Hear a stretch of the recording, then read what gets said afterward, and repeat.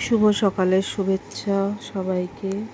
কালকে একটু ব্যস্ততার কারণে কোনো ভিডিও আপলোড করা হয়নি, ভিডিও এডিট করেও রাখিনি, তাই আপলোড করতে পারিনি।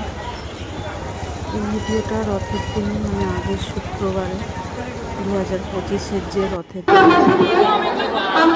আমাদের বাড়ির সামনে যে মন্দির আছে সেখানে গেছিলাম। প্রচুর বৃষ্টি হচ্ছিল, বৃষ্টির মধ্যে ভিজতে ভিজতে বাতাসা, ফুলের মালা সব কিছু নিয়ে পৌঁছে গেছিলাম রথের কাছে। যে ঝুড়ি থেকে বাতাসা ছড়ানো হচ্ছে ওই ঝুড়িটা আমারই দেওয়া।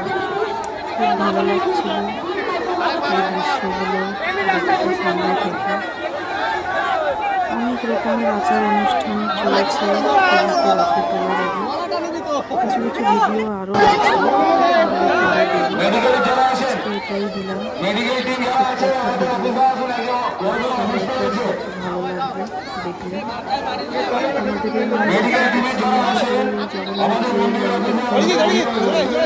আমার ঠিক জানা নেই।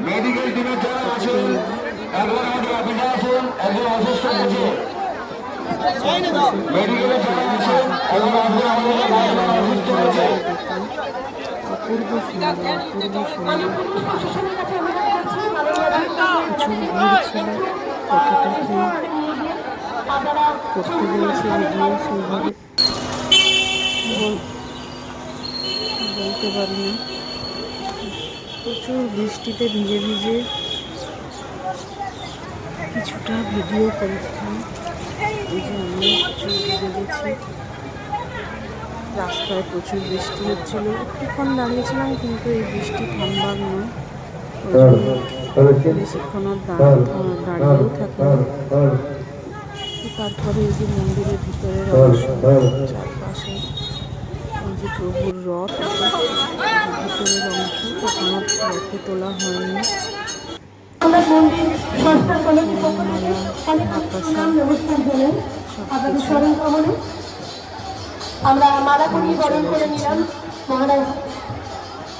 কিছুটা ভেতরের অংশ আছে, এই দিদি গেছিল সেখানে।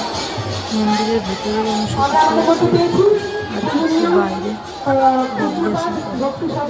ঠাকুরকে রথে তোলার পরের কিছু অংশ কিছু আবারও বেশ কিছুদিনের প্রতীক্ষা শুরু হবে কালকের পর থেকে। আজকে তো উল্টো রথ, আজকে নয় দিন বললাম, কালকে উল্টো রথ। আগের সপ্তাহে ছিল আজকের দিনে রথ।